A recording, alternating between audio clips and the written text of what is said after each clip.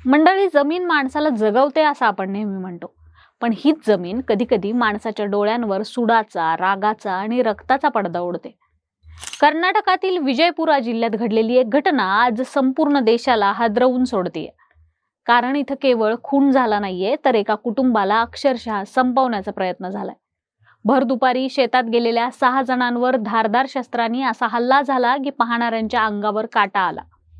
हात, पाय, बोट, गळ्यावर सपासप वार करण्यात आले. काही जणांच्या मते गोळ्याही घालण्यात आल्यात. जणू काही एखाद्या गुन्हेगारी चित्रपटातील दृश्यच प्रत्यक्षात उतरलं होतं. हे नेमकं घडलंय कुठे, कसं आणि का, हेच आपण या व्हिडिओत समजून घेऊ. नमस्कार, मी अनुजा आणि तुम्ही पाहताय कार्यारंभ. ही घटना घडली कर्नाटकातील विजयपुरा जिल्ह्यातील गोविंदपुरा गावात. महाराष्ट्राच्या सीमेलगत असलेल्या या गावात शुक्रवारी दुपारी 2 ते 2:30 वाजण्याच्या दरम्यान अचानक रक्ताचा सडा पडला. दुंडप्पा निराळे, शिवपुत्र निराळे, चंद्रकांत उर्फ चंदू निराळे, राहुल निराळे, समर्थ निराळे आणि शब्बीर अत्तार या 6 जणांचा जागीच मृत्यू झाला. तर 2 जण गंभीर जखमी झाले असून त्यांच्यावर रुग्णालयात उपचार देखील सुरू आहेत. पण प्रश्न हा आहे की एवढा भयानक प्रकार का घडला? याचं उत्तर दडलंय तब्बल 15 वर्षांपासून सुरू असलेल्या जमिनीच्या वादात. गोविंदपुरा गावाजवळील 25 एकर जमीन अनेक वर्षांपासून वादाच्या भोवऱ्यात अडकली होती. ही जमीन पूर्वी तेली कुटुंबाकडे होती, मात्र कायदेशीर व्यवहारात निराळे कुटुंबाने ती खरेदी केली. जमिनीचा ताबा घेण्यासाठी निराळे कुटुंबातील सदस्य आणि त्यांचे सहकारी शेतात पोहोचले, पण विरोधी गटाने आधीच सापळा रचलेला होता. जशी ही मंडळी शेतात आली तसा दबा धरून बसलेल्या हल्लेखोरांनी अचानक हल्ला चढवला. कोयते, विळे आणि इतर धारदार शस्त्रांनी त्यांनी अक्षरशः तुटून पडत एका मागून एक वार केले. हल्ला इतका क्रूर होता की काही जणांना स्वतःचा बचाव करण्याची देखील संधी मिळाली नाही. घटनेची माहिती मिळताच विजयपूरचे पोलीस अधीक्षक लक्ष्मण निंबर्गी यांनी घटनास्थळी धाव घेतली. गावात मोठ्या प्रमाणात पोलीस बंदोबस्त आता लावण्यात आलाय. ही घटना नेमकी का आणि कोणी घडवली याचा पोलिसांनी शोध देखील सुरू केलाय. पोलिसांच्या तपासात आणखी एक धक्कादायक बाब समोर आली आहे. हा वाद फक्त जमिनीपुरता मर्यादित नव्हता. 2015 मध्ये शिवानंद पाटील नावाच्या एका तरुणाची हत्या झाली होती. त्या घटनेनंतर दोन्ही गटांमध्ये कट्टर वैर निर्माण झालं होतं. गेल्या 10 वर्षांपासून पेटत असलेली ही सुडाची आग अखेर 6 जणांच्या जीवावर उठल्याचं पोलीस सांगतात.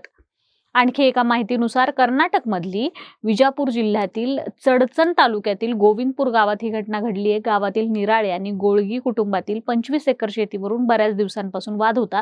ही 25 एकर जागा निराळे कुटुंबांनी खरेदी केली, पण या शेतीला गोळगी कुटुंबातील एका नातेवाईकाचा विरोध होता. यातून बऱ्याच वेळा वाद झाला होता, पण तरीही निराळे कुटुंबाने ही जमीन खरेदी केली. त्यानंतर जमिनीची साफसफाई करण्यासाठी निराळे कुटुंब दाखल झालं होतं असं सांगण्यात येतं. तेव्हा दबा धरून बसलेल्या अप्पू गौडा आणि त्यांच्या साथीदारांनी हा हल्ला केल्याचा संशय पोलिसांनी वर्तवलाय. अप्पू गौडा हा भीमा खोऱ्यातील जुन्या खुनाच्या प्रकरणातील मृत मानकप्पा मास्टरचा नातेवाईक असल्याचं सांगितलं जात आहे. या घटनेमध्ये शेतात कामासाठी आलेले मजूर शब्बीर नदाफ यांचाही मृत्यू झालाय, तर खिल्लार बैलाचा व्यापार करणाऱ्या निराळे कुटुंबातील 5 जणांचा यात समावेश आहे. शेतकऱ्यांमध्ये खिल्लार बैलाला मोठी मागणी असते. खिल्लार बैल हा आपल्याकडे असावा असं प्रत्येक शेतकऱ्याला वाटतं. कर्नाटक आणि महाराष्ट्राच्या सीमेवर खिल्लार जातीच्या बैलाचं संगोपन हे निराळे कुटुंब करत होतं. निराळे यांच्या कुटुंबियांनी चडचणची यात्रा सुरू केली होती. कर्नाटक आणि महाराष्ट्रभरातून शेतकरी इथे खिल्लार बैल घेण्यासाठी येत होते. निराळे यांची 4थी पिढी इथे काम करते आणि याच पिढीसोबत हा प्रकार घडल्याने खळबळ उडाली आहे. म्हणजे वरवर पाहता कारण जमीन दिसत असली तरी या घटनेमागे वर्षानुवर्ष साचलेला राग, सुडाची भावना आणि वैमनस्याचा ज्वालामुखी होता. आता विचार करा, एखादा जमीन वाद 15 वर्ष चालतो, अनेकदा तणाव निर्माण होतो, आधी खुनाच्या घटना घडतात आणि तरीही प्रशासनाला भविष्यातील धोका का दिसत नाही? स्थानिक महसूल विभाग, पोलीस यंत्रणा आणि न्याय व्यवस्था यांच्यात समन्वय असता तर कदाचित आज 6 जण जिवंत असते. भारतात जमीन वादातून होणाऱ्या हिंसाचाराच्या घटना नवीन नाहीत. उत्तर प्रदेश, बिहार, राजस्थान, महाराष्ट्र आणि कर्नाटकमध्ये अशा अनेक घटना घडल्यात. कारण ग्रामीण भागात जमीन ही केवळ मालमत्ता नसते, ती प्रतिष्ठा असते, सत्ता असते आणि अनेकदा अहंकाराचं प्रतीकही बनते. जेव्हा न्यायालयात वर्षानुवर्ष खटले अडकून राहतात, तेव्हा काही लोक कायद्यावरचा विश्वास गमावतात. त्यानंतर सुरू होतो स्वतःच न्याय करण्याचा प्रयत्न. आणि अशाच मानसिकतेतून जन्म घेतात गोविंदपुरासारख्या घटना. आज गोविंदपुरा गावात प्रचंड तणाव आहे. मोठा पोलीस बंदोबस्त तैनात करण्यात आलाय. आरोपींच्या शोधासाठी विशेष पथकं कामाला लागली आहेत, पण ज्यांच्या घरातील 6 माणसं एका दिवसात गेली, त्यांचं आयुष्य पूर्ववत होणार आहे का? एका जमिनीच्या तुकड्यासाठी 6 जीव गेले, 6 कुटुंब उद्ध्वस्त झाली, अनेक लहान मुलांच्या डोक्यावरचं छत्र हरपलं, वृद्ध आईवडिलांचा आधार निघून गेला आणि गावच्या इतिहासात रक्ताने लिहिलेलं एक काळं पान कायमचं जोडलं गेलं. मंडळी, ही घटना केवळ एका गावाची नाहीये, ती संपूर्ण समाजासाठी धोक्याची घंटा आहे.